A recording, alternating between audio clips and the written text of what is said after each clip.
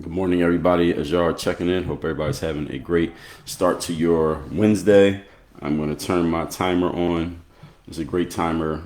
Some people call these, no, it's not really a Pomodoro timer, it's just a timer where you can set it to 3 minutes, 5 minutes, 60 minutes, 30 minutes, 25 minutes, 10 minutes. You can even set it custom if you want to, and this will help you stay on track time-wise. And we know all of us are on the clock in life, so I like having this right here next to me so I can set my timer. I've set my timer at 60 minutes. I got 60 minutes to get to the content, then we're going to get to the conversation. So anybody who is watching this and you're wondering if this is a recording or if it's AI, because I'm not responding to comments in real time, that's the reason why, because I don't respond to comments in real time until after I get through my material. So the topic here today, we're going to talk about the first 3 laws of economics. Now, why, question is, good morning, Courtney.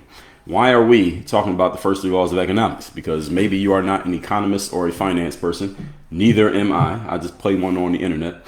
Well, we're talking about this for a couple of reasons. Number one, it's come to my understanding over the years that most people do not understand what the first 3 laws of economics are. And they don't understand how these laws apply to their lives, not just to the money in your pocket or dollars in your bank account, but how they apply to life in general. And that's the reason why I want to talk about it, because these are laws. They are not theories, and these things apply to everyone at all times. And as I get to explaining these, what they are, how they work, and how you will see them in your own life, even if you pay no attention to economics or finance, you're going to realize that these laws apply to you no matter what you do, because again, they're laws. Laws apply to everyone at all times. Just like most of you are not physicians, or you're not physicists, actually not physicians, physicists, but everybody understands that the law of gravity applies to you whether you think about it or not. If you jump up in the air, eventually you're going to come back down to the ground. Why? Because gravity is pulling you down to the ground at 9.8 meters per second. That is a law. Again, think about it or don't think about it does not mean that the law stops applying simply because you are not aware. So my belief is that the more aware you are of a thing, the better you can leverage and use it to your benefit, and make sure that it is not used against you and doesn't put you in a worse position. So I'm going to explain these laws, what they are, how they work, and some examples of them, such that they cannot be used against you in a negative way, and that you do not become a victim of your own ignorance. And ignorance simply means to not know something. Doesn't mean you're a bad person. I'm not saying that as a pejorative. Ignorant just means you don't know something on a certain subject. I'm going to make sure none of you becomes victims of your own ignorance, because you will understand these laws of economics and you'll understand why things are how they are in certain aspects of life. Even if it seems to not make sense to you now, when you understand these laws, it will make sense. Now, I will tell you all before I even get into my material that I'm going to take all questions and comments at the end. So I got my timer on right now. As you can see, it is right now saying 57 minutes. I'm giving myself no more than this much time to get through the content. I might not even take that much time. And then we will open the floor up for discussion and commentary.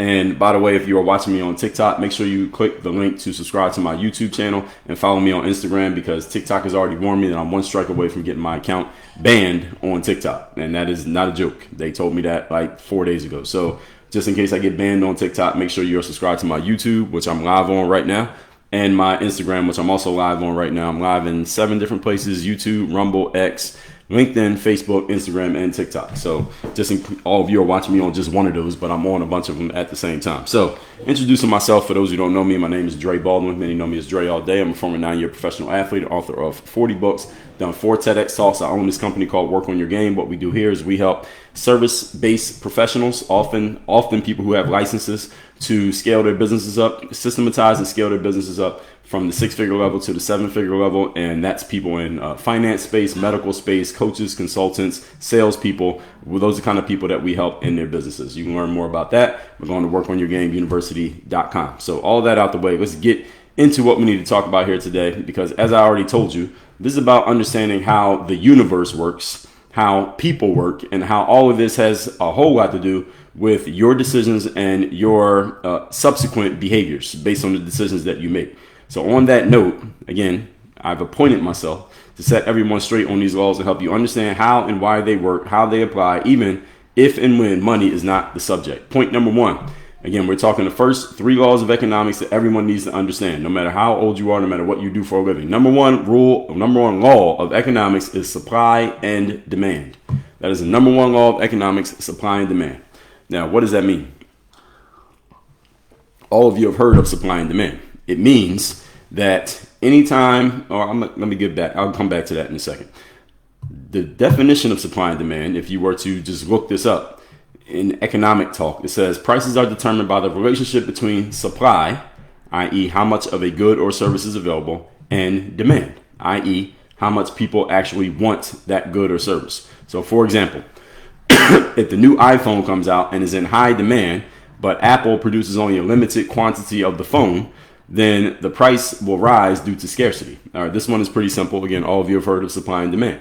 You want an example of this? Think of in clothing, like in merchandise. Someone puts out some exclusive merchandise, but they don't put out enough for everybody to buy some. So people line up, right, in order to get it. Remember, I don't know if they still do this these days. It's maybe not as popular as it used to be, but it used to be a big thing that when a new iPhone came out, people would sleep outside of the Apple store so they could be first in line to buy the phone, because there were only a limited amount of phones available. And if you didn't get the phone the day it came out, you might have to wait 30 days until they replenish the supply in order for you to buy the phone. It used to be like that with iPhones. I don't know if it's like that anymore. I was looking up the iPhone 16, which is the current new phone right now, and they were saying you can get it tomorrow. I didn't even know it came out yet, but I guess maybe they're not doing that as much anymore. I don't know. Also remember like with Jordan sneakers, before you could buy them on the internet, if someone wanted a new pair of Jordans that were coming out on a certain day, you slept outside or you stood outside in line so you could be the first person to buy the new Jordans when they came out. And if you weren't able to get a pair, then it might be months before you could get them, or you could never get them. And then on the resale market, the people who had bought the sneakers, instead of paying $200 for the sneakers in the store because they were first in line, they can go sell them on the internet for $1,000 or $2,000. Why? Because of the demand. The demand was very high because the supply was very low. So when something is scarce, the demand for it tends to go up. And when something is plentifully abundant and available, then the demand for it tends to be lower, or at least the price of it is lower, simply because it's so widely available. So if you think about this, you'll see how this applies in so many aspects of life. Anything that is scarce, people will hang on it simply because it's so available. Give you another example that you can use in everyday life. You look at somebody like Michael Jordan.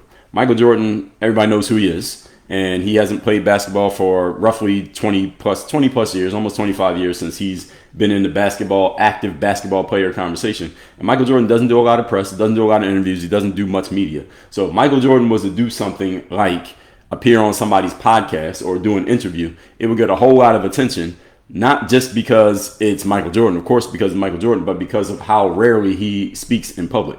And someone who speaks in public rarely, when they do speak, if we know who they are, then there's going to be a lot of demand for it simply because it doesn't happen that often. Now, someone who speaks all the time in public, they may still get attention, but because they do it all the time, if you happen to miss one, then it's kind of okay because they're always out there, they're always talking.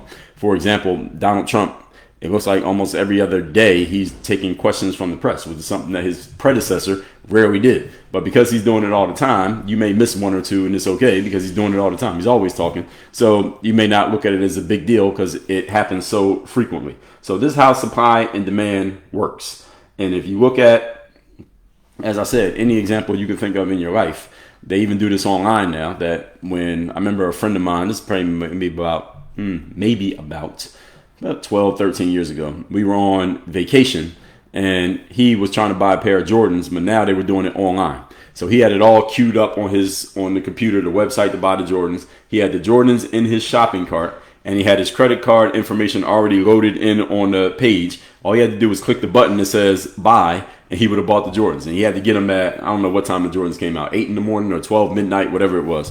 And he was ready. He was like, yeah, I set an alarm. I'm going to get on and get my Jordans. And then the time came and I saw him the next morning. I said, did you get the Jordans? He said, no. As soon as I clicked the button, they were already sold out because everybody was trying to do the same thing. The point being, because the supply was so low, the demand was extremely high.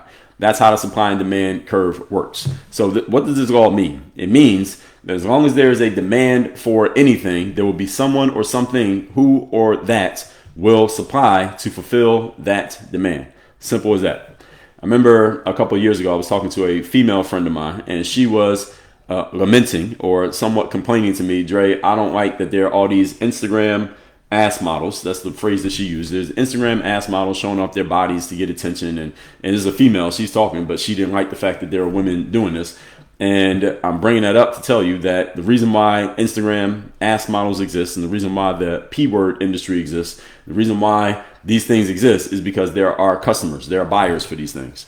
So any aspect of life or anything that you see happening in life that you don't like, and you're wondering why it continues to exist, why won't people just get rid of this thing? Why does it keep getting produced? The reason it continually gets produced is because somebody is buying it. Nothing will be continually supplied if no one is demanding it. Not forever. And there eventually comes a point where something will stop getting supplied because nobody is demanding it. So again, anything in life that you see and you're wondering why it exists because you think it is terrible and you really don't like it and you wish it would go away, the reason it's not going away is because somebody wants it, and that's the reason why it is continually produced. So understand there's somebody asking for that thing to exist. So if you don't like mosquitoes or bees or ants, there is something in the universe that is asking for mosquitoes, bees, and ants. Whether it's a person, whether it's a plant, whether it's a thing, there's something in the universe that needs that thing. That's the reason why they keep getting produced. Because if nothing needed it, they would eventually go extinct and they would go away. That includes people, that includes animals, that includes plants, it includes topics, subjects, etc., etc.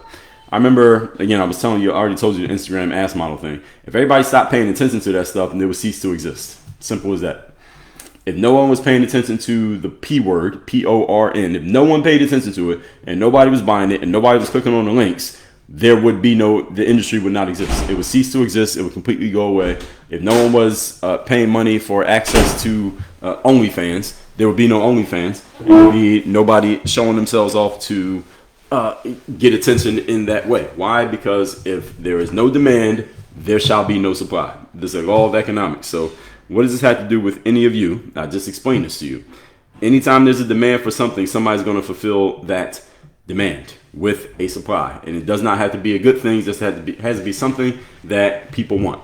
And wealth, by the way, when you hear people talk about wealth, wealth is simply defined as what people want. If you have something that other people want, you have wealth because you can translate that wealth, that thing that other people want. Okay.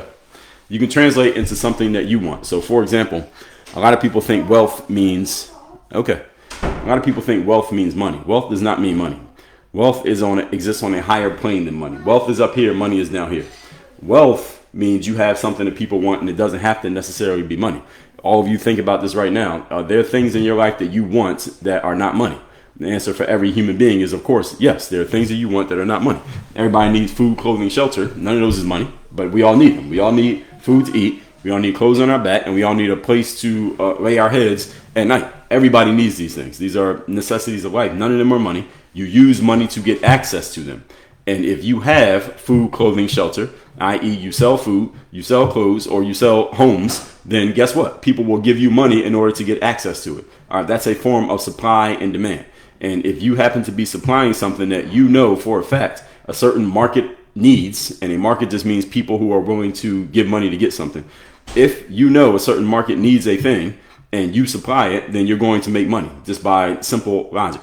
This is how economics work. So if you know there's an audience of people who, for example, let's say you know that there's a market of people who need diapers and baby clothes and baby formula. And what else do you need when you're having a kid? You need, let's just say those things. Diapers, baby clothes, baby formula. Is there a market of people who need this stuff? The answer is yes. Who's the market? The market is people who are about to be a parent. Whether they are already a parent, they have a young child that was a newborn, or they're about to have a newborn. All you have to do, if you sell diapers or baby formula or baby clothes, all you have to do is make sure that the people who are about to have a kid or recently had a kid or are friends with someone who's about to have a kid, because we give them gifts, right? All we have to do is make sure that they know that you exist and you have something that they're probably going to need, and you will make money by simply putting yourself in the line of where the demand is coming from. And again, this is how you think about marketing is, all right, who actually needs what I'm offering? Or actually a better way of looking at it is, where is there already a demand? It's better to find a demand and then you create something that can supply that demand rather than creating something and trying to hope that somebody wants it, because that's where a lot of entrepreneurs make a mistake. Instead, you should ask yourself, what's a problem that already exists in the marketplace? And again, marketplace simply means people who have a problem and they're willing to spend money to solve it. That's all marketplace means. What's a problem that exists in the marketplace and how could I possibly solve it? Good news is you don't have to solve every problem in the marketplace. You only really need to solve one. If you want to solve 10 problems, you can do that. Like if you want to be Amazon, you want to solve 1 million problems with 1 million products, you can do that. But you also can be someone like Apple and solve basically one problem. The one problem Apple solves is the problem that they created. You need a phone that has a MP3 player, a computer, and a phone all mixed together into one device. Nobody thought that was a problem until Apple told you it was a problem, and now everybody has a device. Everybody has a smartphone now, even if it's not an iPhone. Apple created a problem that didn't exist, and they got everybody to buy the solution from them. And this is the reason why Steve Jobs is a genius, because he was able to create a problem out of thin air, and then he solved it by selling you a product. I would suggest most of you don't have to be Steve Jobs level genius. I suggest that you find a problem that people already know they have rather than trying to make them believe they have a problem. The bottled water industry is another example of creating a problem that nobody knew existed. Those of you who are old enough, you remember in the early 90s and into the 80s and all before that, people had no problem turning on the faucet in their kitchen, pouring that water into a glass and drinking it. That was not a problem. Nowadays, there are people who would never drink water out of a faucet. It's almost like it's toxic. Like they can't do it. Why? Because the bottled water industry sold you the idea that drinking water out of a tap was somehow bad or harmful or is going to hurt you in some way. So you have to drink water that's either filtered or in a bottle, or it can't just be straight from the tap. What they did is create a problem. So now there became a demand for something that nobody wanted last week. Now everybody wants water in a bottle. And guess what? They just keep selling you bottled water. Bottled water makes a lot of money. Why? Because they created a demand and then they just supplied it. What I'm suggesting most of you do is find a demand that already exists. For example, when I first started putting material out on the internet, a lot of y'all who just come across me recently don't know this, but my background is in sports. I was playing basketball. So most of my content for my first 10 years online, and I'm going to take questions and comments at the end, by the way, was all basketball related. It was just me showing basketball players how to practice, how to train, do drills, stuff to get better at basketball. And I knew exactly what that audience needed. I knew exactly what they were demanding because I was helping people who were just 5 or 10 years younger than me. They were in the same situation I used to be in. I'm just older than them. So I knew every single problem they had. I knew everything they were thinking. I knew every issue they were dealing with. And I knew everything they needed to know that they didn't even know they needed to know. So all I was doing was helping the people who were coming up behind me doing the exact same thing that I had been trying to do. In the marketing world, we call this scratching your own itch. In other words, you take a problem that you already had and you've already solved, and then you go help the next wave of people who are having that same problem, who need a solution. You know exactly what they need because you used to be that person. It's kind of like a person who has kids who are now teenagers, and you start helping out parents who have kids who are 8 and 9 years old, or you have newborns, and you went through all the problems yourself with your kids. Now you help the next wave of parents with their kids because you're scratching your own itch. You already know exactly what they need to understand, and you can help them out with solving problems that they don't know how to solve because you know they're going to run into them. That's a form of scratching your own itch. And the benefit of scratching your own itch is that you already know exactly what the demands are. So all you have to do is come up with the supply. You don't even have to do market research because you are the market research. Your own life experience is the market research. So as I just gave you an example on myself personally, I already had done the market research on knowing what an up and coming basketball player needs between the ages of 13 and 24 because I was that person. I knew every single thing they needed. I knew every problem they had. I knew every solution that they needed to find. All I did was package it up and put it into easily digestible format. And I was able to gain a huge market of people simply because I was solving a problem that I knew they had. All right, so all of you can do this in your own businesses, in your own lives, etc. So as long as people are willing to pay for access for something, then you have supply and demand. And this is how all of the universe works, by the way. Secondly, we're talking about the laws of economics. First 3 laws of economics. So you got supply and demand, number 1. Number 2 is the law of diminished marginal returns. Now that sounds confusing to some people. Some of you may not have heard of this phrase, but let me explain what it means. It means that when you add more of one input, such as capital, like that means money, or labor, that means people, to a fixed resource, like land or machinery, and I'm going to give you some examples to make this easy, it eventually leads to decreased additional output. All right, so in short terms, if I had to put that into everyday language, it means that you will get a certain result when you first start doing a thing, but the more you do that thing, you may still get results, but the results get smaller and smaller and smaller because the fixed resource gets used to whatever the input is that you're given. So for example, let me give you an example. Let's say you're running a factory and you need to hire some workers so that you can get more work done in your factory. When you first start hiring workers, your factory actually, the production goes up because you hired people and now you can get more things done. The issue is if you just keep hiring people, but you don't increase the size of your factory or increase the amount of your operations, then eventually you're going to have too many workers and there's going to be a bunch of people sitting around doing nothing because they don't have any work to do because you have too many workers and not enough work. The factory workers are going to start bumping into each other, and you have to pay all these people money even though they're not producing anything. So you're actually going to start hurting yourself if you just keep adding workers without adding any extra work for them to actually do. That's the law of diminished marginal returns. So anytime you have a fixed resource, you cannot just keep adding stuff to the resource because eventually the resource gets overwhelmed. Let me give you another example. As a human being, all of us understand that we need food, clothing, shelter to live, right? Everybody understands that you have to eat food to live. Most of you eat food at some point every single day. The thing is, there comes a point where the demand for food that your body has, I'm connecting all of these laws together, the demand for food that your body has should not be overwhelmed with the supply of food that you give it. Everybody understand? Can all you read between the lines of what I just said? Your human body has a demand for food. You should not oversupply that demand. What do we call it when someone oversupplies their body's demand for food? We call it obesity. We call it being out of shape. We call it overeating. We call it you're fat. We call it you have a big stomach. We call it you're not going to live as long as you could because your body is working too hard because you are giving it more food than the body actually needs. That's a supply and demand curve mixed with diminished marginal returns. So in other words, all of you understand today, most of you are going to eat lunch at some point today, right? So when you go eat lunch, there's a certain amount of food that your body needs because you're hungry and you should eat that food. But you're going to reach a point where the supply and demand curves meet. The demand for food is met by the supply. If you keep eating food after you have passed the demand point, now you are actually adding weight. You're making your body work harder than it needs to. You are slowing down your digestion and hurting your metabolism, and it may cause you to gain weight and be out of shape 5, 10, 6 months or years from now simply because you have oversupplied the demand. See, your body is a fixed resource. You can't make your body bigger. You can't make your stomach bigger. Your body can get bigger, but you can't make your stomach bigger. So anytime you put more food in your stomach than your stomach actually needs, you are leading to diminished marginal returns. The more food you eat does not make you feel better.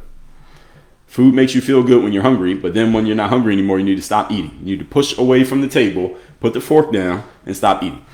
Any of you who've read anything about health, or let's just say health, that your stomach is the size of your fist. That's how big your stomach is, this big. So all of you make a fist because we all have different size hands. Your stomach is the size of your fist. So if you're eating a whole plate full of food in the United States of America, the reason why we have an obesity epidemic in America is because we eat too much. Any of you ever go to a restaurant and make a fist like this? When you go to a restaurant, most restaurants, I'm talking like things that are easily accessible. Most restaurants, especially a place like Applebee's or TGI Fridays or Olive Garden, next time you go there, look how much food they put on the plate. And then look at your fist, and then look at the food on the plate, then ask yourself, why do we have an obesity epidemic in America? Right there in front of you is going to be the answer. Look at your fist, which is your stomach, and then look at the amount of food they put on the plate. And many of us have been trained, whatever's on the plate, you got to eat it. This is how we get overweight. This is the diminished marginal returns. This is an economic law. This obesity can be explained by economics. And I don't mean money. By economics, that's how you explain it. And what happens is people tend to eat more than they need to eat when they're out at restaurants. And then when you're at home, you do the same thing. You put all that food on your plate at home as well. And when people eat at Thanksgiving, that's a big eating food holiday we have here in America, right? Isn't Thanksgiving the big day that we eat a whole bunch of food? How much food do you eat at Thanksgiving? Again, your stomach doesn't get bigger because of Thanksgiving. Everybody, in case any of you didn't know, newsflash. Your stomach does not get bigger, and you do not all of a sudden get hungrier just because it's Thanksgiving. All right, so you weren't super hungry last Thursday, but all of a sudden because it's Thanksgiving, now we just got to eat a whole bunch more food. And again, I'm not telling you not to eat food at Thanksgiving. All right, some of you probably make amazing Thanksgiving feasts that can feed the whole family for weeks. All right, I am not knocking you for doing that. And I'm going to take questions and comments at the end, by the way. What I'm saying is the economic law of diminished marginal returns states that if you eat more than you need, you are going to get a worse result over time. The more you do it, the worse your results get. Again, this is economic law, folks. This is not my personal opinion or personal theory. Another example is the person who's never lifted weights. Any of you who started lifting weights at some point, you can remember when you did. When you first start lifting, your body transforms in ways. You get all these fast results. Like the first 30 to 60 days, you get all these results. You can see the difference. You can see your muscle tone. You're like, oh, wow, I didn't know I had these kind of muscles because your body has never had that outside stimulus before. But over time, if you keep lifting, it's not that you stop getting results or that you should stop lifting weights. The thing is, your results stop coming as quickly simply because your body gets used to what you're doing, which is lifting weights, which means you still can get change, but the change happens less and less and less, and is less obvious because you're already lifting weights. So I went to the gym this morning. There's guys in there who are like bodybuilders. And I can tell by the way they move around their body shape. You know, these bodybuilder guys and girls where they go to the competitions where they just stand there and pose, and that's the competition. Those people, all right, they got to do all kinds of stuff to their bodies to get any type of visible change because they've been lifting so much weights for so long that there's only so much visible results you can see in a person like that. And you got to be really an expert in another person's body to even see what changed. Now, if I take any of you who's never lifted weights before and put you in the gym, I don't even have to give you that much instruction. I just tell you, just stay in there and just use machines. In 60 days, you're going to look different if you just do it consistently. And you don't even have to have any specialized training. Why? Because again, this law, diminished marginal returns. Okay, that's how it works. The more and more you add to a thing, the less ROI you get from it, if that thing is fixed. Now, if the thing is expanding at the same time you're expanding, so let's go back to give you a caveat to this. It's actually not a caveat to the law because the law says a fixed resource. So a fixed resource means your human body is a fixed resource, meaning you can't make your stomach larger. There's only so much food the stomach can hold no matter how big you are. So if some person's 400 pounds or that same person's 150 pounds, their stomach is still the same size. Your stomach does not expand because your waistline expands. The stomach is still the same size. So that's a fixed resource. If I have a factory and I hire 10 people and my factory is running perfectly, but now I hire 10 more and there's not enough room for the new 10 workers, that's a fixed resource because my factory is still the same size. Now, if I expand my factory to be twice as big and then I hire some more workers, that's a different situation because that's not a fixed resource. The resource is expanding. So you look at a company like Amazon, for example. When they started out, Jeff Bezos was selling products out of his garage, right? Metaphorically. I don't know if he was actually selling out of his garage, but let's just say he was. As they have added more workers, and Amazon has, who knows, thousands of people working for them these days, they keep expanding their operations. So they keep building new factories, they build new distribution centers, they have different ways to have people work for them. You could drive an Amazon truck, you could work at the Amazon office, you could work in one of the distribution centers. The point is they have expanded their operations so the resource got bigger. So as Amazon adds more employees, they don't get the law of diminished marginal return because they are not a fixed resource. Their resource keeps getting bigger and bigger. So this law does not apply to them because that's not the law. The law is a fixed resource that you don't change. For example, I want to give another example. Planet Earth. According to most people, and even those of you, whatever side you're on that whole situation about the climate, we all can agree that the Earth itself is generally a fixed resource, meaning the Earth is not getting bigger and it's not getting smaller. It's the same size, and we got the land that we have, we got the oceans that we have, we got what we got. Therefore, if we keep adding things to the Earth that may be hurting it, eventually the returns are going to go into the negative rather than into the positive. This is one of the frames of the whole argument around the climate and is it changing and science and all these things, because the Earth is a fixed resource. It's not like we can just duplicate it and start all over with a new one. That's pretty much not how it works. Again, regardless of what side you're on in the conversation, you understand this. So as I already explained to you with the food, we got to be careful. All right. And in American society, because we are a society of consumers, the reason that our economy is what it is, the reason it's as strong as it is because we are a society of consumers. For those of you who know what the economy simply means financial transactions. Money is exchanging hands. That's the economy.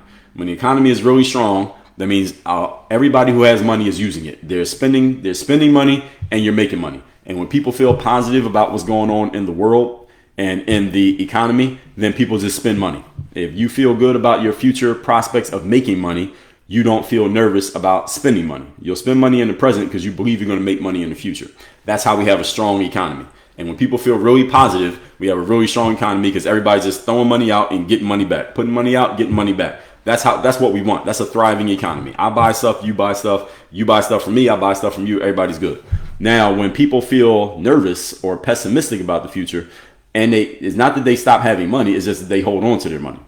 So if you feel nervous about your ability to make money tomorrow, even if you have a whole bunch of money today, you might not spend the money because you're worried, well, I might not make any money tomorrow, so I might as well hold on to what I have. And when everybody is thinking like that and nobody's spending any money, then the economy slows down and we get what is known as a recession or a depression. That just means the money's not moving. When money is moving really, really fast, everybody's doing good, we get a thriving economy. And when money's moving slow, like take the crash in 2006 through 2010, when everybody is kind of pessimistic because people are losing their houses and people are defaulting on mortgages and people can't pay their bills and gas prices are too high. That's when you get a depression or a recession because people are just worried.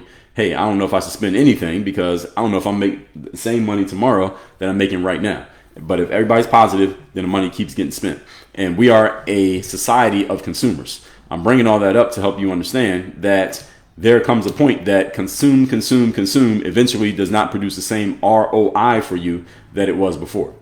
And you hear people who may have made a whole lot of money, like the point that they made so much money they can buy anything. They'll say things like this, like there's only so many things you can buy before buying things just no longer gives you a thrill. So any of you who, if you've never been in that situation financially, you may think of the things you want to buy that you can't yet buy. And you say, well, if I had a whole bunch of money, I would buy all this stuff. Well, let's say you had enough money to buy everything. Eventually buying things will no longer give you so much joy because you can buy anything. You can buy a house, you can buy a car, you can buy jewelry, you can pay all your bills. Everything's taken care of financially. Anything you want financially, you got. Eventually just having more money does not produce the same ROI that it does when you don't have a whole bunch of money. Everybody understand this? So you ever seen a situation where a person who was publicly noted for having a lot of money and then they end up taking their own life? People say, well, this person had everything. Why did they take their own life? Well, one of the reasons is the law of diminished marginal returns. That when you already have everything in a certain aspect of life, having more of that thing doesn't really solve any problems because is already solved. There's only so much happiness you can get from that. So if there are people out there, maybe some of you listening to this, who think to yourself, man, if I just had a whole bunch of money, that would solve all my problems. Not really. It would solve all the problems you're thinking of now. But if you actually had all that money, say you had $1 billion and it just keeps getting replenished. No matter what you spend, you always have $1 billion in your bank the next day. Eventually, spending money on things no longer gives you joy. It might actually start to make you feel bad because you spent your whole life thinking if I just had a bunch of money, I'd be happy. Now you got a bunch of money and you realize that it can't buy all the things that you want. And now you get depressed. And this is what happens to a lot of times when people have a lot of resources, but they still are not happy. And they may ultimately take their own lives because they didn't find the happiness that they thought would be at the end of that rainbow of getting as much money as possible. And again, I'm giving you all that to help you understand. This is a reflection of an economic law of diminished marginal returns. Okay? There is no one thing that you can just take in abundance and to a fixed resource and think that that's just going to make you happy and solve every problem that you have. All right? This is just the human condition. Remember that there are no perfect scenarios in life. There are only trade-offs, which leads me right into the third law of economics. So you got the first two laws. Supply and demand is number one. Diminished marginal return is number two. Here's the third law of economics. The third law of economics, ladies and gentlemen, is called opportunity cost. Many of you have heard of this phrase. If you haven't heard of it, let me explain it. All of you know exactly what it means. Definition of opportunity cost means the cost of choosing one option is the value of what is given up by not choosing the next best alternative, relatively speaking. For example, if you have $10,000 in cash and you decide to invest that $10,000 in stocks, the opportunity cost of that decision is every other thing you could have done with that $10,000. So the opportunity cost of putting $10,000 into stocks is that you didn't put the money into real estate. You didn't put it into Bitcoin. You didn't give the money to charity. You didn't go give money to your kids or your family, or you didn't go pay off some bills that you need to pay off. The opportunity cost of anything that you do is everything else that you are not doing. That's opportunity cost. So right now, the opportunity cost of me doing this live stream is that I'm not at the gym. I'm not outside at the park. I'm not driving a car. I'm not reading a book. I'm not checking email. The opportunity cost of every single thing you do is every other thing that you could be doing. That's opportunity cost. And all of you understand, even if you never heard it explained this way, that's what opportunity cost means. So your opportunity cost, again, is everything that you don't get because of the thing that you did get. This is the reason why when people get into, let's say, relationships, for example, you make a commitment to be with one person and you plan on being monogamous. The opportunity cost of a monogamous relationship is all the other people that you can't be with because you're with that person, or that you've chosen to not be with because you're with that person. The opportunity cost of being single or being a bachelor or bachelorette is that you don't have any one person to go home to all the time because you're maybe dipping around between different people all the time. So everything has an opportunity cost. The way that I like to describe this is not calling it, I know the YouTube B-ball coach, I see the YouTube stream has always given us trouble every day for the last 3 weeks. So I don't know what we can do about it, but every other stream works. So it can't be the Wi-Fi. So it's something on YouTube. But thanks for letting me know. I call this the trade-off. And this is what I usually call opportunity cost and trade-off are the same thing, by the way. So if you ever hear someone say opportunity cost, just think trade-off and vice versa. Trade-off means simply there are no perfect scenarios. There are no perfect solutions. There are no perfect outcomes. There are no perfect people. There is no perfect job. There is no perfect situation. Anything you choose in life or anywhere you go in life, anything that you have in life, there is no utopian setup that will make everything perfect. It is impossible. This is one of the reasons that I tell you all often. The reason why I don't get in politics is because politicians are liars by definition. They have to lie. They have to lie by design. And the reason they have to lie is because think about their job. When you're a politician, especially at the federal level, and you have thousands, hundreds of thousands, maybe even millions of people looking at you, hoping that you will solve their problems, what's going to happen? Well, the problem is there's a trade-off to everything. So no matter what you do to solve their problem, there is a cost to solving that problem. If I solve the problem this way, then the cost is this. If I solve the problem this way, then the cost is this. The problem with politics in America is if you tell people the truth, that everything has an opportunity cost and everything has a trade-off, then you got to tell them the bad part as well as the good part, and nobody's going to be happy because you told them the bad part. So here's what politicians do. To make sure that they quote-unquote please everybody, they only tell you the good part and they don't tell you the bad part. So by definition, they're lying. They have to lie by omission. And the reason politicians have to lie by omission is if they told you the truth, you wouldn't vote for them. So the whole system is set up to where they kind of have to lie. That's the reason why I don't get in politics, because I don't want to lie for a living. To be a politician, a successful politician in the United States of America, you have to lie for a living. You have to, because you wouldn't win an election if you told people the truth. And I like telling people the truth. I like telling people every side of a situation. If I tell you every side, you might be happy about one side, but unhappy about the other side. And again, how can you win an election if you tell somebody the truth? You can't. You got to tell people the part that makes them feel good while leaving out the part that won't make them feel good. And that's how you get them to vote for you. And then they might be mad at you 6 months later when the part that is not good, the trade-off, they come to find out about the trade-off. And they're like, hey, you didn't tell me that during the campaign. And the point is you didn't. You did lie by omission, but the trade-off of that is lying by omission is how I won the election. And if I tell you the truth, I'm going to lose the election. So which one do you want? Pick the struggle. This is the reason why I don't want to be in politics, because it's a no-win situation. Everybody understand? So I'm not even trashing politicians when I say that they lie by design, but they have to lie because that's the way the system is set up. And there's an economic law that causes politicians to be liars. So any of you, next time you talk about politicians and you say that they're all liars and you don't trust Washington, D.C. and you don't trust the government, the reason you don't trust the government is because of an economic law known as opportunity costs. Now you know. Now you know why you can't trust the government. And the government is responsible for this because it set itself up for this system. It didn't have to be this way. It wasn't supposed to be this way. The way that the government was supposed to be set up was that the people who worked in politics were doing it as a volunteer effort. They would just show up on the weekends, let's just say, or like any of you know anything about a board of directors at a company, at a corporation. The board of directors meets like once a quarter. So 4 times a year, everybody comes into town. They sit down, they have a meeting, they make decisions, and everybody goes back home and does their regular business. That's the way the government was supposed to be. But when they changed the government setup to where you could work in the government as a full-time job, now people are incentivized to make sure whatever they do, they stay in the government. Why? Because there's money to be made. There's access to be had, and there are benefits to that money and that access. And now people are prioritizing maybe their careers over serving the people. But see, if serving the people was the only thing you could do in the government and there was no access or money to be made from it, then people would just serve the people. Or the government officials would just serve the people. But when they set it up to where you can make a full-time living just being in the government, now you introduce all these incentives for people to not prioritize helping the people. And that's the reason why we don't trust the government. The government did this to itself. It is not that we just decided we don't trust the government. It's that certain incentives got put in place that caused people to respond a certain way. So one of my favorite authors is a guy named Thomas Sowell, Sowell, if you haven't heard of him. And one of the things that he talks about is that human beings respond to incentives. And anytime you put an incentive in front of a human being, they will respond to that incentive. So any of you ladies or men out there, you don't like the fact that the POR industry exists. The reason it exists is because incentives were given for people to engage and to partake.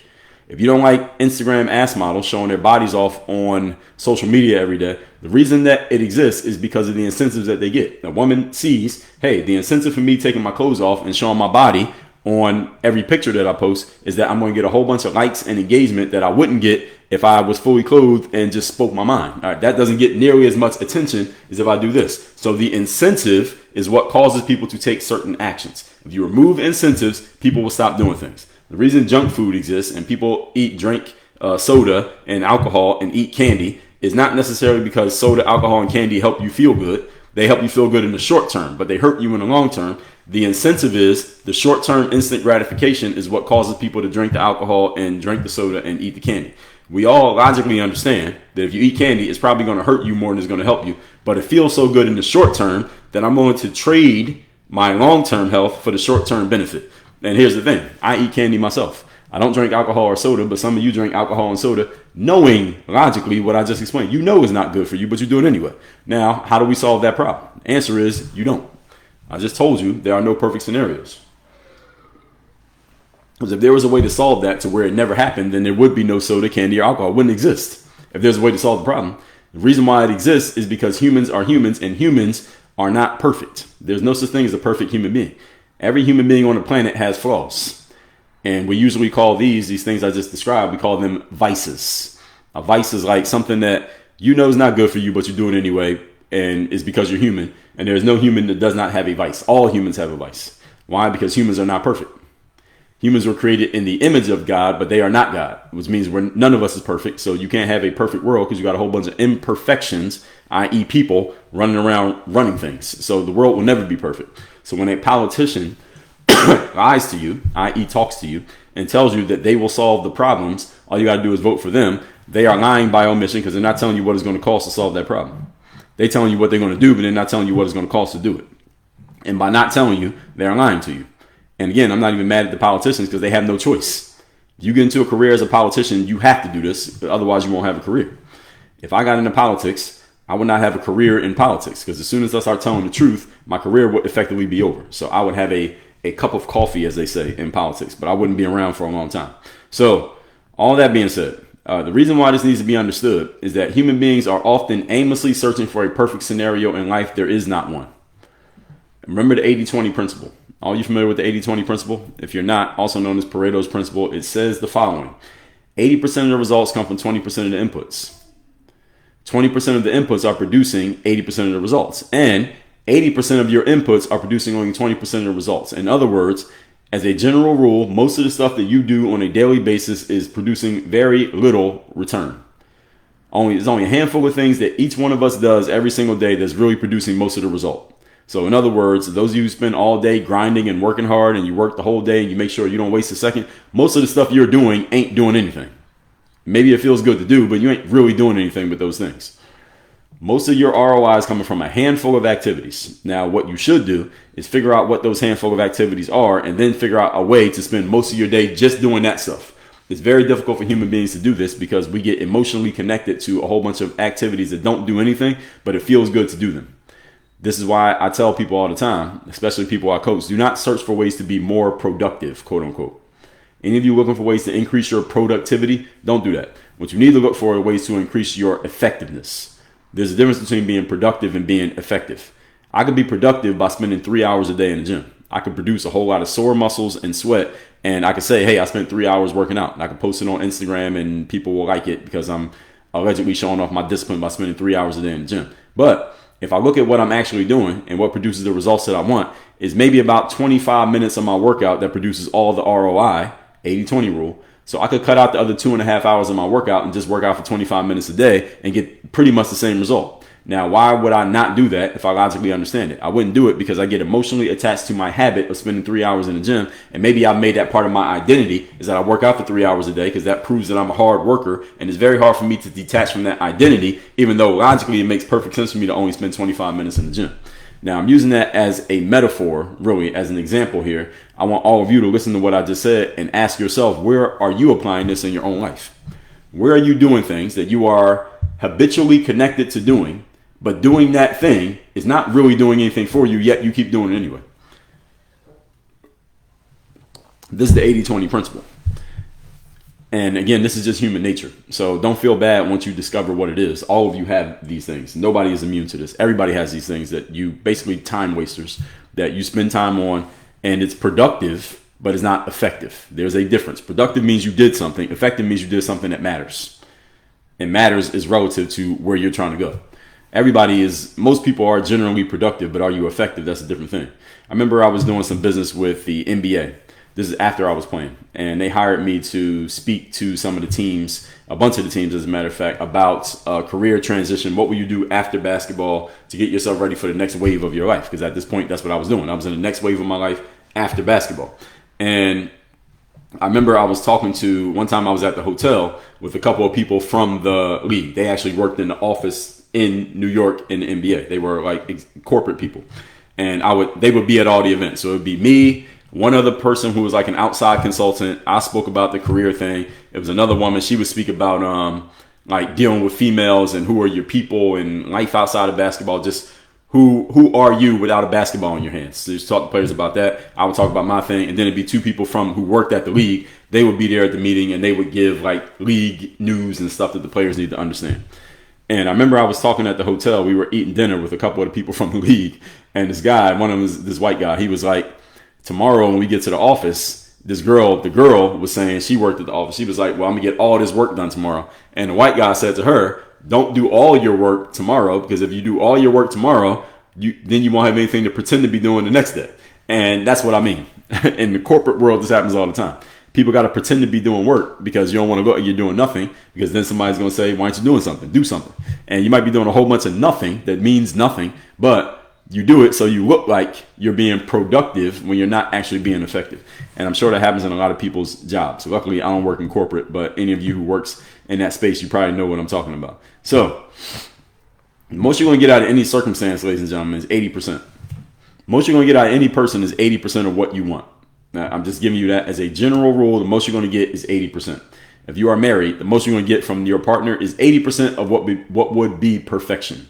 The 20% imperfection, you got to decide if you're okay to deal with that 20% trade-off, because here's why. Because if you leave that person and you go get another person, there's still going to be at least a 20% trade-off. Nobody's going to be 100%. And anything or anyone who looks like they can provide you 100% of what you want from the outside, it looks like that. Once you get on the inside, you're going to realize that nope, they can only give you 80%. So you got to decide what 80% you absolutely need and get that, and what 20% are you okay not having because you're not going to have it. And again, this applies to people. This applies to relationships. This applies to jobs. This applies to businesses. This applies to where you live. It applies to the car you drive. It applies to the clothes you wear, the food you eat, everything you do in life. These are laws, folks. These are laws that cannot be broken. There is no 100% situation. There isn't one. And if you leave a situation where you're getting 80% of what you want because you see that there's another situation that offers the 20% that you feel like you're missing, here's the problem. When you go over to that other situation to get the 20% that you were missing, what you won't realize maybe until it's too late is that the 80% that you gave up, that 20% doesn't have it. So now you only got 20% of what you want, which might be that one thing you thought you needed. The problem is now you had to give up the 80%, and now you're in an even worse situation. So you got to be careful with this. You got to be careful with this. You got to be careful giving up your 80 to go after the 20, because you're never going to get 100. You will never get 100. Everybody understand it. These are laws, okay, folks? And let me recap really quick the 3 laws of economics. Number 1 is supply and demand. When someone demands, someone will supply. Number 2 is the law of diminished marginal returns. You add more and more to a fixed resource, eventually you will make that situation worse because you keep adding things that it cannot take on. Again, think about a human being eating food. Feels good to eat food when you're hungry. Eventually you ain't hungry anymore. If you keep eating, you make it worse. And number 3 is opportunity costs / trade-offs. Everything you do in life has a cost of what you're not doing, and there are no perfect scenarios. Everything has a trade-off. There is nothing that does not have a trade-off. No one is perfect. No situation is perfect. No job is perfect. No relationship is perfect. No where you go in life is perfect. No town is perfect. No weather is. Nothing's perfect. Everything costs something. All that being said, everybody, we're going to get into questions and comments. Over on YouTube, they told me the YouTube stream crashed on us. That's fine. We'll put the replay up. I got the replays on all these other platforms, so we'll put it up later. TJ said, I run a small basketball skill development business. It started off slow. Business picked up. Now it has plateaued, a.k.a. no growth. So that just means some new inputs are necessary. There are a few reasons for this, but the most part, I understand how they equate. Yes, you got it. Let me see if we got anything on, no, not here. And LinkedIn, I can't see the comments if there are any. Let me see what we got over on Instagram. You got a question or comment on Instagram, go ahead and post it. So TJ said, saving to watch later, important messages here. Yeah, good stuff. So we'll be up later, TJ. Brandon said, I think I could have a perfect relationship marriage, but I get what you're saying. Yeah, you think you could. You think you could. If both of us are perfectionists, well, that's part of your trade-off right there. Two perfectionists working together. The problem with that, Brandon, just on the surface of you even saying that, is that your version of perfect and the other person's version of perfect ain't the same. So what they think is perfect is going to conflict with what you think is perfect. So there's your trade-off right there. So, and you think you can have a perfect marriage. No, you cannot. And again, it may be perfect in terms of, and when people say a situation is perfect, what they actually mean is not that they're getting 100%. What they mean is they are okay with the trade-offs. That's what when someone says I have a perfect relationship, what they really mean is they're okay with the trade-offs of that situation. For example, I live in Miami, Florida, or just all of South Florida. Just anywhere in South Florida from Tampa and Orlando on down is South Florida. So anywhere in South Florida that I live, I believe this is the best place for me to live in the United States of America. Why? Because I love the lifestyle. I love the weather. No other place in the country has the weather that South Florida has. So I love it. And if you ask me, this is the closest thing to perfect you can get in the United States of America. Now, is it actually perfect? No, it is not. It's not perfect because you see how I'm dressed. All right, do you know what it feels like to take a walk in these clothes in the middle of July in South Florida? It's not comfortable. It's very hot. There are mosquitoes. It's humidity. When you work out outside like I do and running and stuff like that, it's hard to breathe. It feels like you're drinking water every time you breathe when it's so humid outside. Those are the trade-offs. I'm just okay with the trade-offs. It's not that South Florida is perfect. I just am okay with the trade-offs of living here. It also costs a lot to live here. It is not cheap to live in South Florida. I'm okay with all those trade-offs. The two biggest trade-offs in South Florida is that it is a high cost of living, depending on where you live, and the humidity is crazy, especially in the summertime. Even if I was in a t-shirt and shorts, the humidity is still crazy. It's just hot. And you got to turn the AC on, and your AC bills are super high in the summertime. Those are all trade-offs of living in South Florida. That's the 20. I'm okay with the 80. I like the 80 so much that I'm okay with the 20. Okay, so whenever someone says the situation is perfect, they're lying. They either don't know that the situation is not perfect or they never really thought about it.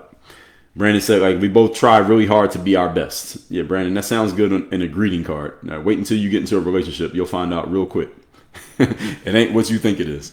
Faust Store said, never thought about it that way. Wow, good stuff. Well, I'm glad. That's my job here, is to open up your mind to things you may not have considered. So let's see what we got in the comment section. I think I can see all the comments here today, because maybe it wasn't that many of them.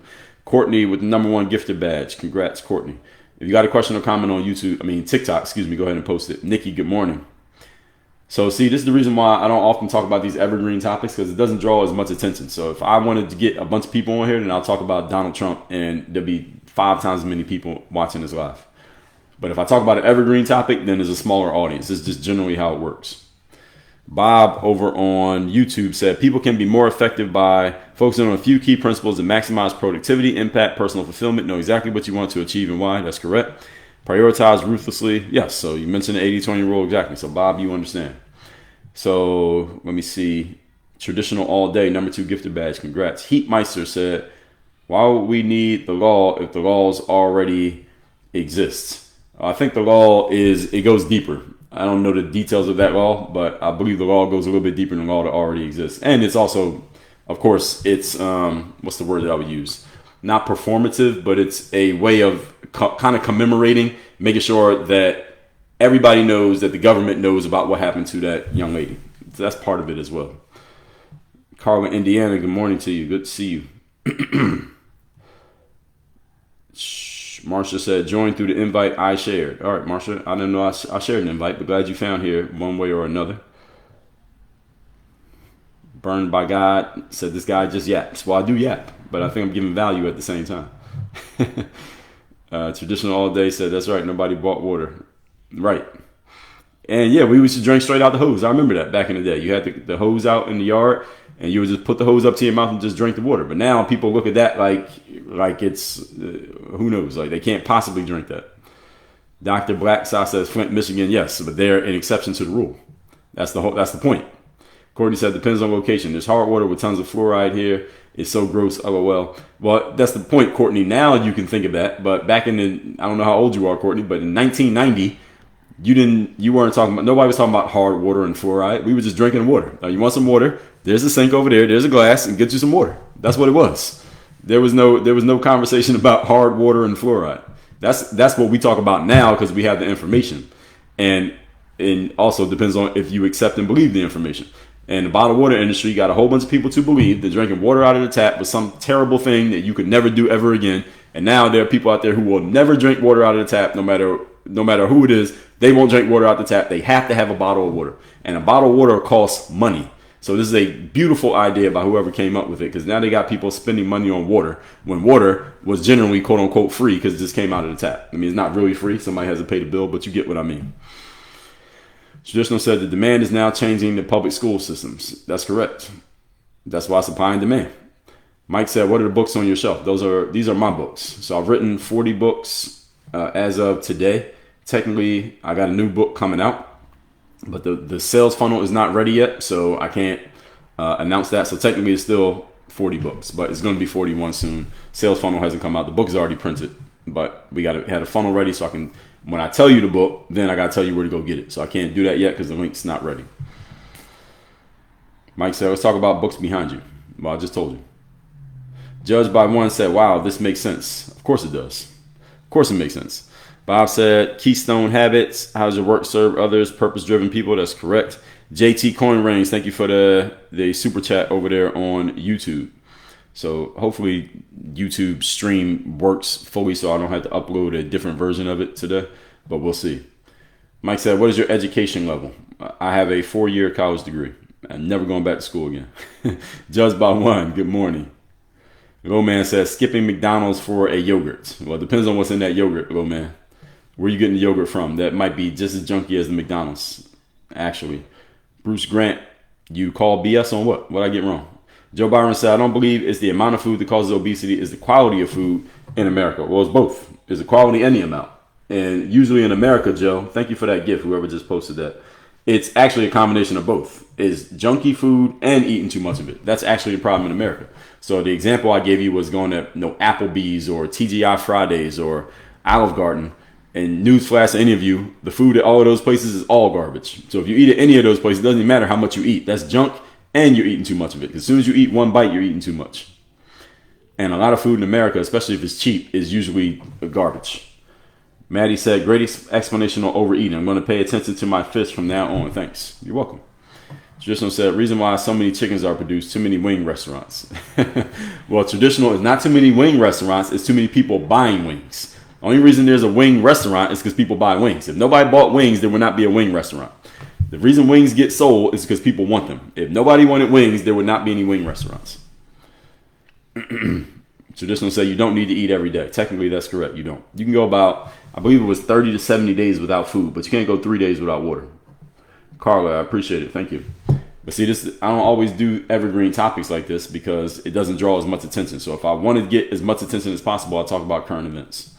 But every now and then I'll do one of these, evergreen. And if y'all want to know what my everyday work is like, is usually not talking about current events or politics. It's stuff like this. So if you like this one, this is what my everyday material is generally like. Mike says, stomach not expanding Google. Okay. More money, more problems. I want you to get the spirit of my point, Mike, not break it down by the letter. Generally, your stomach stays the same size. Like said, or you can end world hunger and then decide, I don't know what that means. Doctor says that's for peeps that never been really broke. I don't know what you're replying to when you say that. T Stump said, how long do you do TikTok a day? Usually from 8 to 10 is my window. Sometimes I stop sooner. Sometimes I go longer, but I'm generally trying to stop going longer. That's why I give myself a time limit. Big D said, if you're political, I think you would be one of the greatest leaders of all time. Well, I appreciate that, Big D, but I think if I was political, I would probably not even win my first election. Because if I told the truth, I don't think there are not enough people who would be appreciative of that to actually vote for me. Again, I believe that there has been at least one politician over the last 100 years who thought of the same thing that I've explained. There's a reason why none of them win. Any politician just coming out and just straight telling you the truth, none of them ever win. You know why they don't win? Because this doesn't work. When you're talking to the masses, it doesn't work. So I often get comments like what you said, Big D 941, and I appreciate it. The problem is you all who are listening to me right now, even if it was 1,000 of you in here, there's not enough of you for me to win an election. For me to win an election, I need like hundreds of thousands of people who agree with this. Most people don't want to hear this kind of stuff because it, first of all, it challenges you to think. Most people don't want to think. And there are 3 rules about human beings. People don't think, they don't read, and they're lazy. So this kind of stuff only applies to a small percentage of the population, maybe about 2%. Now, 2% of all the population is still a lot of people, but you can't win an election with only 2% of the people liking you. You're going to lose easily. Danny said, the next step is to gain power when money is no longer gratifying. Yes, that's generally true. That's right. Can we make it to 20K? Maybe. We're at 13,000 likes, folks. Can we get to 20,000 here? Carla, thank you for prodding the audience and telling them let's do it. Carla said, gotta go, might be back. Okay. Big D said, I've never heard a man smarter than you. All right, well, thank you. I appreciate that. I don't know if I heard anybody smarter than me, probably. But if you haven't, then I'm good with that. Thank you for the heart, Courtney. Marky Man, I lost my spot, said, I know a maintenance man who always walked around with a wrench in his hand, so he always looked busy. Yeah, I mean, at certain jobs, you got to kind of look busy even if you're not busy, because that serves the purpose of you keeping your job. So if your boss sees you, you look like you're doing something, so they won't. If you're sitting around and your boss sees you doing nothing, then your boss is going to give you something to do, and it might be actual work. But if you could pretend to be working, even though you're not, then you don't have to do any work. You can just pretend to be working.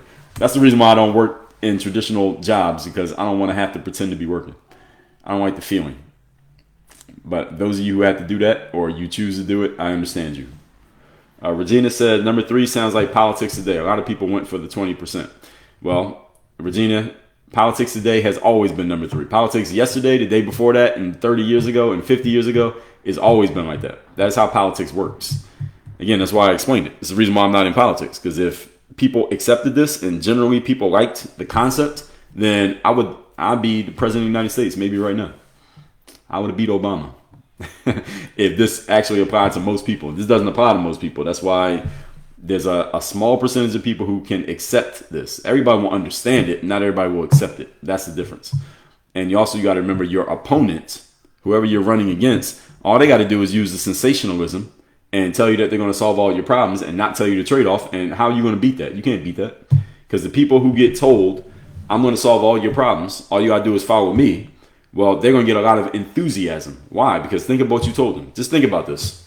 If you got 2 audiences of people, one audience gets told, I'm going to solve all your problems and it's not going to cost you anything. All you got to do is vote for me and follow me, and then don't do anything. I'm going to solve every problem you have. All you got to do is vote for me and it'll all be taken care of. If I say that, think about how enthusiastic my audience would be if they actually believe me.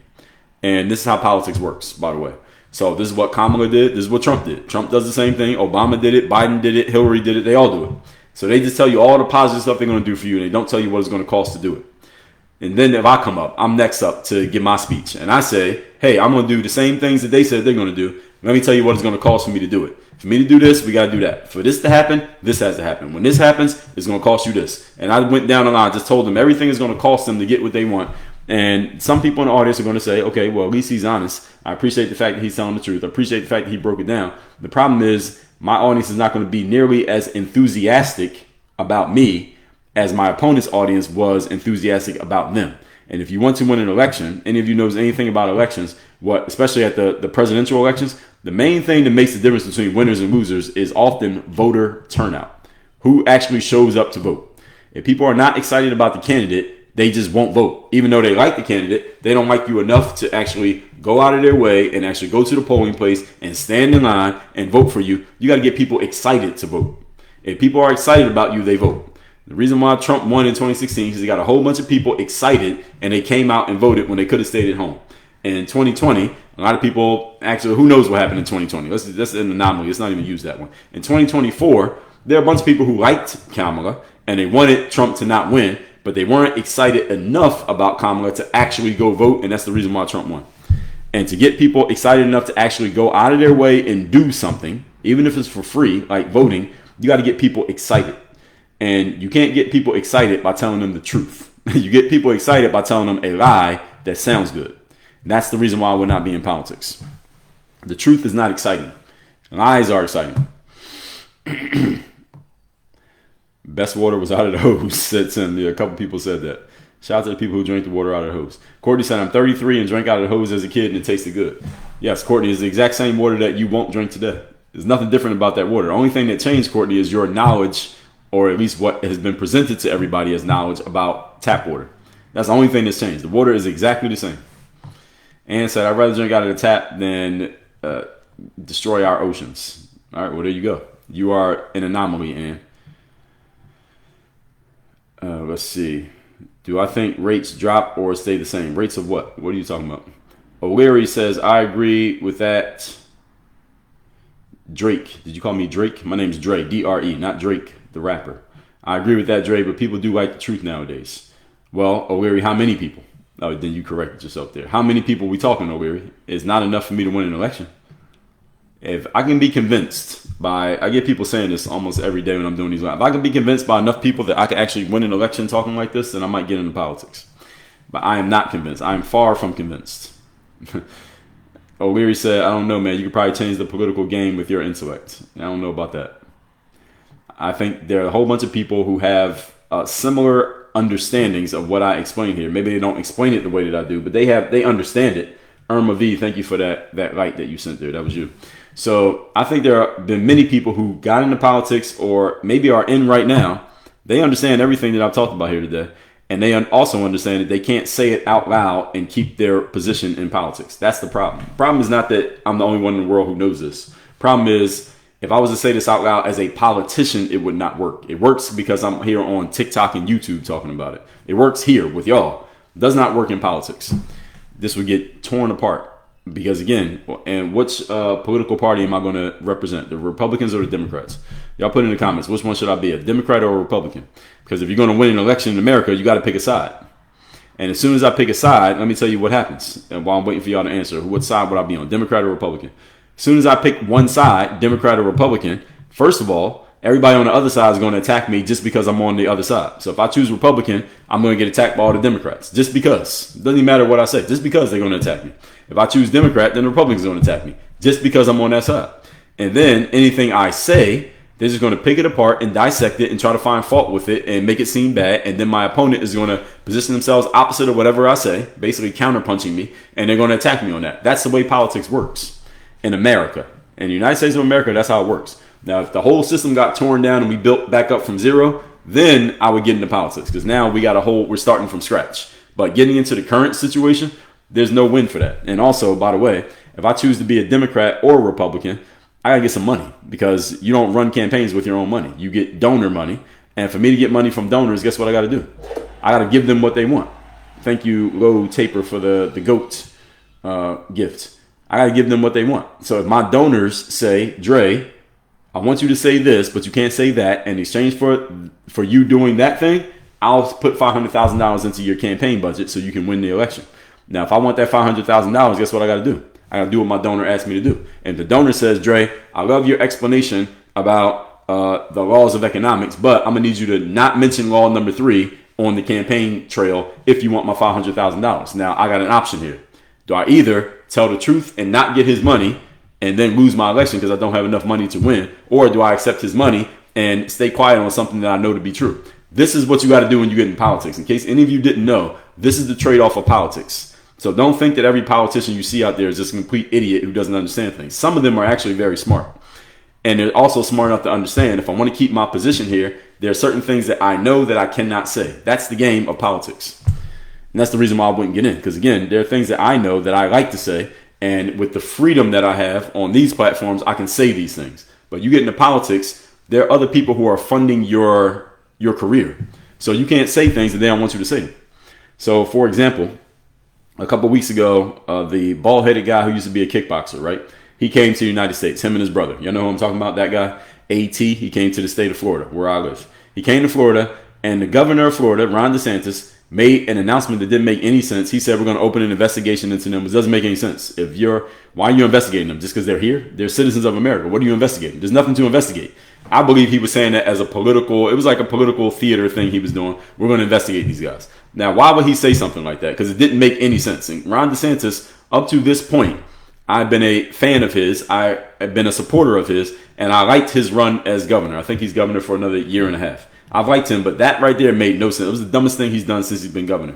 I really didn't like what he did. Because what he was saying was basically lawfare. We're going to attack somebody just because we don't like them. And you can't do that. You can't do that against anybody, whether I like the person or I don't like the person. You can't do that. And him saying that, people have been trying to figure out, why would he say that? Because again, it doesn't make any sense that he said that. And here's what I think happened. It goes right into what I just explained to you. That Mr. AT, the bald-headed guy, the kickboxer, he has been open and vocal about challenging the country that starts with the letter I. Y'all know they're in a conflict right now with the other country that starts with the letter P. He has been very vocally attacking, not even attacking, but criticizing the country with the letter I, right? And down here in South Florida, in case you didn't know, it's all over the country, but down here in South Florida especially, New York as well, there is a heavy population of people who follow the religion that starts with the letter J, and they don't like anybody talking bad about the country with the letter I. Y'all follow where I'm at here? I can't say these names on TikTok. So when Mr. AT, the kickboxer, started attacking the country with the letter I, a bunch of J people didn't like it. Now, what does that have to do with Ron DeSantis? Ron DeSantis in the state of Florida gets a whole lot of campaign donations from J people who are from the country with the letter I. So, because Mr. AT is so popular, when he started attacking the I country, the J people said, hey, Ron DeSantis, when that guy comes to Florida, go get him. And that's why he said what he said. That's the only explanation that makes any sense. Because Ron DeSantis is a lawyer. He is a lawyer. He has a law degree. He was actually a lawyer in the government. He actually practiced law. So he's not just, some people get a law degree, then they never actually practice law. Ron DeSantis has actually practiced law. So he could not be so dumb as to say something like that and not understand how ridiculous it sounded. I think Ron DeSantis is a pretty smart guy. He is pretty smart. And he's very articulate. So for him to say something like that made no sense at all, there has to be some explanation that does make sense. The explanation is the people who put money in his campaign coffers told him to go do that. Even though it made logically no sense at all, he had to do it because the people who keep him in business, they're the ones who told him to do it. So he had to do it. I don't want to be in that situation where I have to go do something or say something that I truly do not believe simply because it keeps me in my career. I don't want to have to sell my ethics or my integrity because somebody who's giving me a bunch of money told me I had to go do something. When you're in politics, that's what you got to do. And the reason why Donald Trump occupies the position that he occupies is because he didn't need a whole bunch of money from a bunch of other people because he was independently wealthy before he got into politics. Therefore, he's able to tell donors who say, I want you to say this and that and the third, he's able to tell them no because he doesn't need their money. But Kamala Harris needs their money. Ron DeSantis needs their money. Gavin Newsom needs their money. Barack Obama needs their money. Every politician you can name, they all need the money because none of them made any money doing anything other than what they do in politics. So without politics, they're nobody. Donald Trump had money without politics. Therefore, he's able to actually tell you what he truly believes and what he really wants to do. Elon Musk as well, even though he wasn't elected, they have money without politics. Therefore, they don't have to play political games. But when you don't have money in any way other than politics, you have to play the game. And playing the game means sometimes you have to lie and you have to deceive. You have to go along with stuff that you truly do not believe in ethically, but you have to do it anyway in order to keep your career and to keep that money flowing. That's the problem with politics. I can do a whole live on just this, as you can see. So I could change the political game, but I wouldn't. I would not, because this whole thing would have to get torn down. So Teets 309, I appreciate it. O'Leary said, I don't think the old political ways work. People want truth nowadays. Well, some people want truth, O'Leary. I think you're a little bit too optimistic about what people want. You're a little bit too optimistic about how many people want to hear the truth. Most people don't even know what the truth is, let alone do they want to hear it. Shane said, I still drink out of a hose on the job site. All right, shout out to people still drinking out of the hose. I will still drink water out of the tap. I have a water filter, but if I didn't have a filter, I would just drink it right out of the tap. I have no problem with that. TM says independent. Let's see, I'm not going to win an election going independent. Who wins every election? It's either Democrat or Republican. If I want the money, I got to pick a side. And I'm going to need the money because I'm not spending my own money to run the campaign. I need that donor money. So if I want donor money, I got to pick a side. And look at the independents. What's the woman who keeps running for president every year? Jill Stein? Is that her name? She keeps running all the time. All right, she ain't got enough money to really make an impact. She does enough that people know her name. I know her name. But is she ever really a threat to win? No, hell no, she's not a threat to win. Why? She ain't got enough money to win. Campaigns are about money, in case any of you didn't know. They're not about the truth. It's about money. If you got enough money, you can win. You ain't got enough money, you can't win. Now, you got to have a certain amount of money, and then it becomes a competition between the people who are above that money threshold. So Kamala, for example, spent 3 times what Trump spent the last election, but Trump still won. But he still had to have like $300 million. That's not chump change.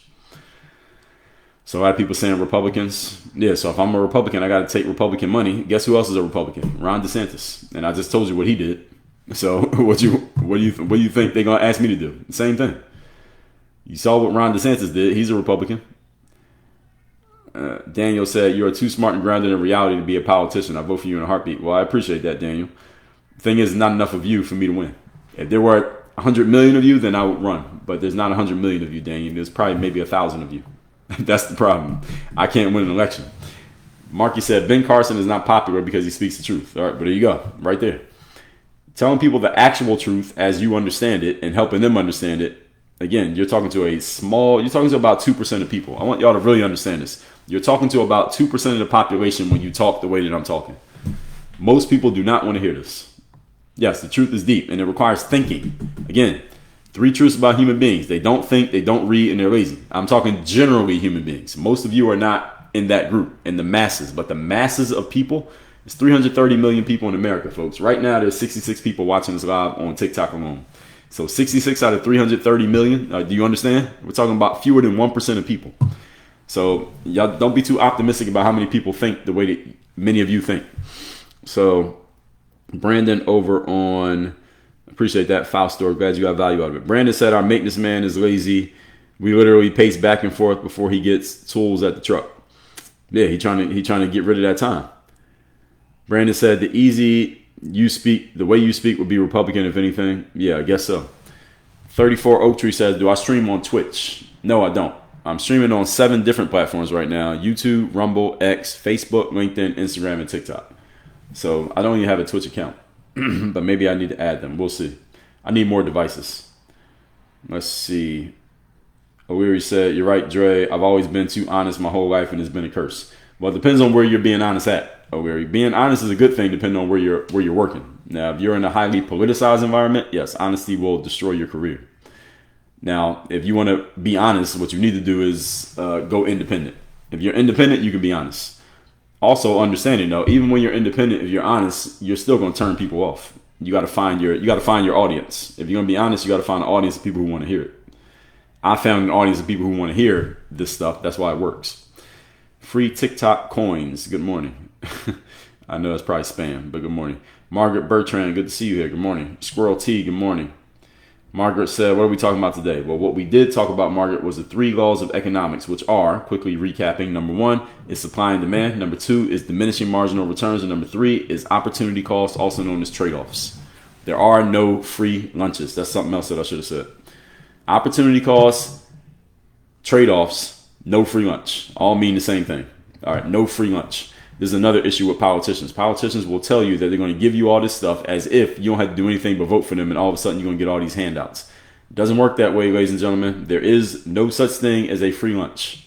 There is no such thing as a free lunch. Kamala Harris, during her campaign, I think she was trying to get more support from the black vote because it looked like her internal polling numbers were telling her she wasn't winning the black vote. So she started saying all these things she's going to do for black people. She put out a graphic. We're going to give you there's a $25,000 first-time home buyer credit, and we're going to do these things to protect and promote black people getting into cryptocurrencies, and we're going to give a $5,000 or was it $25,000 loans to start a small business because she kept saying you can't start a small business with $5,000. We're going to give everybody $25,000. Kamala has no idea what she's talking about. You can start a small business with $0. And she said you need at least $25,000 to start a business. That's complete nonsense. She had no idea what she was talking about. She sounded like a fool saying that. And all the things she was saying were just free lunches. She said, we're just going to give you all this stuff. We're just going to give it to you. All right, have you ever had a politician give you something for free and not ask for something in return? Actually, take politicians out of it. Any of you who's over the age of 30, actually, you only got to be 30. Any of you over the age of 21, you ever had somebody offer you something completely for free that was valuable and they didn't want something back? If you have, beware, because whatever they gave you, they want something back. They just didn't ask for it yet. There is nothing free in life, folks. There are no free rides. So when a politician tells you you're going to give you something for free, they're lying. They are lying. And again, people didn't believe Kamala. That's why she didn't win. Because if people just wanted free handouts, they would have voted for her. But she wasn't able to make it happen. Margaret said, what about the children that want to get free lunches? Well, Margaret, no free lunches is a metaphor. I don't mean it literally. Are you really responding to that literally? That was a metaphor, no free lunches. And by the way, just to help you understand, Margaret, If schools decide, let's say every school in America decided we're going to give free lunch to every single student, even if the kids have money from their families and they can bring their own lunch, we're going to give lunch to every single student. They're going to pay they are going to pay to give free lunch to every single student in every single school. Understand, lunch is not free. Like, somebody has to pay for that food, right? So who's paying for it? Somebody answer that question. Who's paying for it? Let's just say every school in America decided whatever students go here, they're going to get a lunch. We're going to have enough food to feed every single student every single day. That food ain't free. Everybody agrees food's not free. Who's paying for it? Who's paying for that food? Okay, so do you see the answers right there in the comments? That's what I mean by no free lunches. So even if the lunch is free, it ain't free. Nothing's free. Okay? Nothing is free. So that's what I meant when I say there are no free lunches. So this is why you got to beware of politicians. And these days, people are becoming more informed and they better understand this. But a lot of people are still fooled by this, because if you tell somebody something that gets them emotional enough, they won't even think about the trade-off of that handout. So, all right. So Margaret, you got it. Good stuff. So, and Margaret said, what about the people that are struggling? Well, let's even take it out of food, because I did a whole live maybe about 2-3 weeks ago about why the middle class is disappearing. And in that, I explained that there will be no middle class. It's only going to be lower class and it'll be upper class. That's it. There's not going to be too many people in the middle class. And if you end up in the lower class, what happens is if you're struggling, you can't pay your bills, you can't pay your rent, you can't pay for food, clothing, shelter, the government will help you out. They'll provide a floor for you. The problem is, if you ever ate government food and you ever ate government cheese, I haven't, and luckily I haven't. And we know that the lower quality stuff that is provided by the government tends to be not very high quality. The government operates very slowly. They operate very inefficiently and ineffectively, and that's not a life that you want to live. Even though they're giving you something, quote unquote, for free, the trade-off of it being free is that now they control your access to the stuff that you need. If the government hands you food, they hand you clothing, and they hand you shelter, well, they control you, because now you got to follow their rules. And if they tell you got to do this and you don't want to do it, now they can take away your food, clothing, and shelter. Let's say the government has you in government housing, government-sponsored housing that you don't have to pay for because you can't afford it, because you're part of the lower class now. So now you're in government-sponsored housing. They're paying for your house for you. And another virus comes around and they say everybody has to take the jab. And you say, I don't want to take the jab. The last virus, you had the option of not taking the jab. I didn't take the jab. Some of you didn't take it. Some of you did take it. But you had a choice. It depended on where you lived. Actually, everybody had a choice, but it depended on your job. Maybe your job told you didn't have a choice if you want to keep the job, but you still had a choice. You could quit the job. But let's say another virus comes around and the government says you got to take the jab. And you say, I don't want to take the jab. And the government says you're living in government-sponsored housing. If you want to keep living in the house that we provide, you have no choice but to either take the jab or move out of that house and be homeless. What are you going to do? See, even though I'm giving you all that as an example to help you understand that even though the housing is quote-unquote free because you're not paying for it, you are paying for it. You're paying for it with your freedom of choice. Because as soon as the government says you have to do ABC, if you don't want to do it, they're going to say, okay, well, get out of our house. That's our house that we pay for. So if you don't want to do what we tell you to do, you can't live here. Now, how many of you is in a situation where somebody can kick you out of your house because you don't do what they tell you to do? All right, so that house ain't free. You get it? And any of you who's in a situation where no one can kick you out because you pay the bills and you pay for the house, well, guess what? Your payment is exactly why it's not free, because you paid for it, you have control. So if you want control in life, you got to pay. That's just how it works. Freedom is not free. If you want the freedom to do what you want and think what you want and say what you want, you have to be willing to pay for that freedom. That's the cost of freedom, is that you got to give up your security. You got to give up safety and security if you want to be free. I have the freedom to talk how I talk on these streams because I am not secured by any other entity other than myself. I run my own business. If I was talking like this and I worked at a job, my boss might listen to what I'm saying on TikTok and send me a message and say, hey, Dre, I saw you on TikTok yesterday, but you said some things that you probably shouldn't say if you want to keep working here. And if I want to keep my job, then I got to stop talking like that. And if I don't care what the boss says and I'm willing to get fired or quit, then I can tell the boss, screw you, and I can go do what I want to do, but I got to quit my job. So now what am I giving up? I'm giving up the security of that paycheck. So if you're willing to give up the security, then you can have as much freedom as you want. That's the trade-off. As I just explained, if you want to be more free, you must give up security. If you want to be more secure, you have to give up freedom. So if someone was to call me today and say, Dre, we'll hire you to come work at our company and we'll pay you X amount of dollars and I want the job. If I go take that job, there are certain freedoms that I have to give up because I might be at work right now instead of doing this live stream. I might have to be at work at 8 o'clock in the morning. So now I can't do my live streams at 8 o'clock in the morning. So I have to give up some of my freedom of doing a live stream so I can get the security of the check. And they may say, well, Dre, we like what you say, but we donate to the Democratic Party every year, Dre. So we don't like the fact that you're saying things that go against the Democrats. So if you want to keep working here, Dre, you can do your live streams, but you can't say anything negative about Kamala Harris or the Democrats or about politicians in general, because we don't like that and it's making us look bad. Now I got a choice. If I want to keep the security of that check, then I got to shut up. If I want the freedom to say what I want to say, I got to give up the job. There are no perfect outcomes. You get it? So one of the trade-offs of being an entrepreneur, as I am, is that I have no security net. If I ain't making any money, then there's no money. There's no safety net. And that's what the freedom cost me. Everybody understand this? So that's how it works. So Tressa Johnson said, I started a successful business with little money. Yeah, you don't really need money to start a business these days. You can start a business for free with $0. Yes, all of you understand where those free lunches come from. California said, I don't have a problem with kids eating lunch. Me neither, California. Are you willing to pay for it? I don't have a problem with kids eating lunch either, but who's going to pay for it? You? If so, write the check. There's some kids that need to eat. California said, bro, you need a culture lesson. Okay, give it to me. Archie said, well, Joel, I don't know who that is, controls my food. My landlord controls my housing. So what's that mean? What does it mean? Exactly what I told you. I don't know who Joel Osco is. Who is that? What does that mean? Archie Carter. I don't know what you're talking about. Your landlord controls your housing. Well, technically, your landlord does not control your housing, Archie Carter, if you have a lease, which is a legal agreement that says you get to live there from this date to this date as long as you pay the rent every month.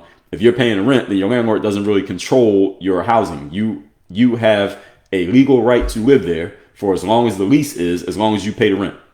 So if you rent an apartment and it says you got to pay $1,000 a month, all of 2025 from January to December, and you have a signed lease, the landlord cannot kick you out of that house. By law, they cannot kick you out in the middle of March as long as you keep paying the rent. As long as you're paying the rent, there's nothing that they can do to stop you from living there. That's a legal agreement. So even though it's the landlord's house, you have legal right to stay there until December because the lease says you can stay there because you paid the rent. Now, if you don't pay the rent, now they can kick you out. So they don't really control your housing. So your frame there is actually inaccurate.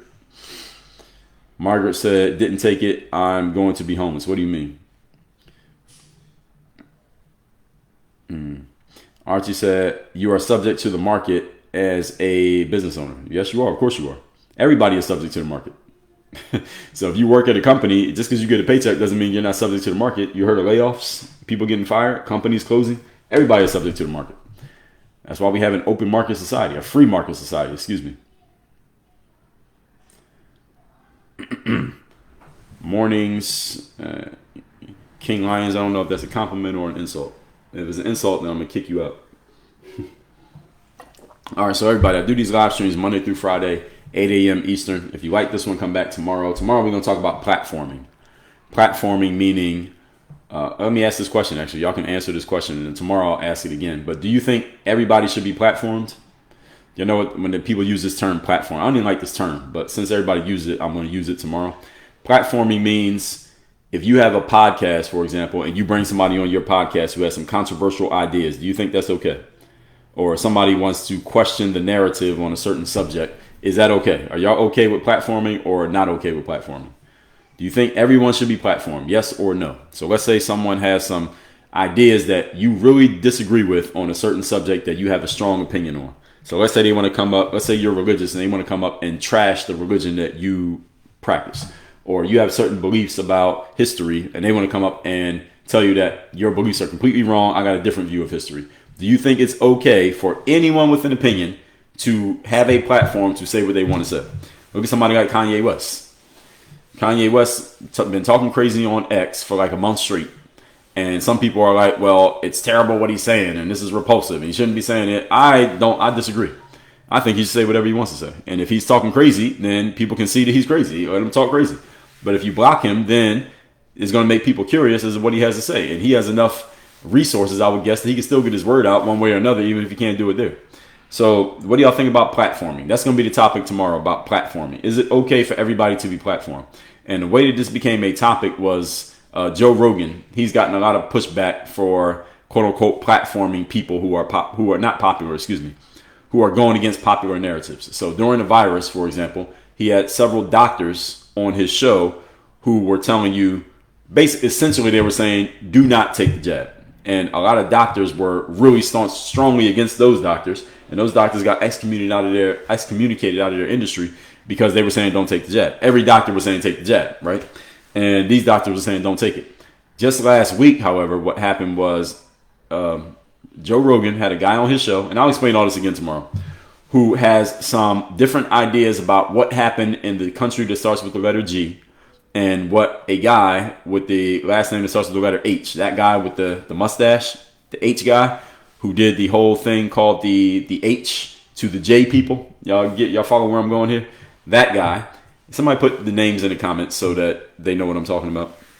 So this guy came on the Rogan show, and he has some different beliefs about what actually happened in the country that starts with the letter G, and what the guy with the letter H, his first initial was A and his second initial was H. That guy, yes, Pamela just put his name in. That guy, he has some different ideas about that guy. And he was on the Rogan show. You know, Rogan's interviews are like 2-3 hours long.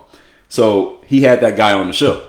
And a bunch of people got mad that Rogan, quote unquote, platformed this guy. I believe that everybody should be able to share their ideas, because the marketplace is, Belford, I see you on Instagram, the marketplace will tell. If the idea is bad, then you'll be exposed for being bad. And if you're good, then the market will respond to it. I don't like the idea of blocking someone from saying something just because you don't like it. I don't care what it is. Kanye yesterday on X said that he was talking about Jay-Z and Beyonce's kids. He said that they are mentally slow. He used the R word that I can't use on TikTok. TikTok's already told me not to use that word. So he used the R word to describe Jay-Z and Beyonce's kids, and people got mad.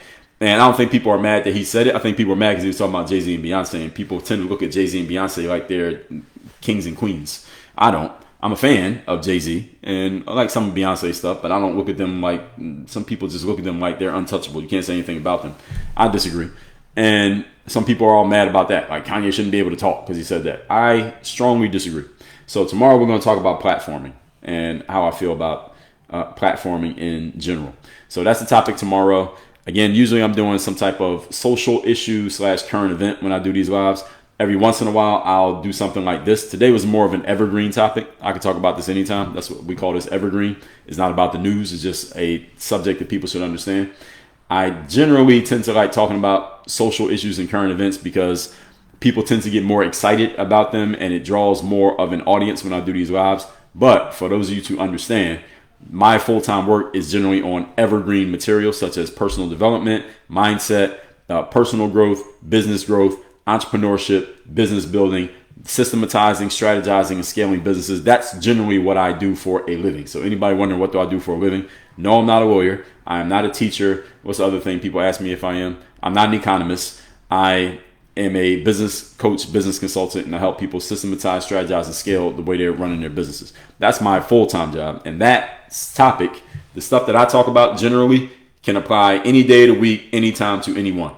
But when I talk about current events, I do that on these lives because, again, it just tends to draw more attention and energy, and it's entertaining to me to talk about it as well as to engage with people on it. So that's why I usually do current events, just so all of you understand. I'm not a news guy. I don't really even follow the news. I follow it enough that I can get these topics, and then I talk about it. So that's how I come up with these topics, and that's why I do it. All that being said, folks, Work on Your Game University. If you want to learn more about working with me directly, just go to the link. It's in my profile, workonyourgameuniversity.com. Thank you for the rose over there, Margaret. And I will see you all tomorrow morning, 8 a.m. Eastern. The topic, as of today, as of now, the topic is going to be platforming. But if something crazy happens in the news today, I might change my mind and talk about that crazy thing that happened in the news. That's why, again, I tell you tentatively that's the topic. Belfort said, one of the main things that separate you from others, you're able to enjoy entertainment and not idolize these people. Thank you for that. That's another topic for another day. Yes, that is very true. All right, I'll see you all tomorrow. Work on your game. Have a great Wednesday.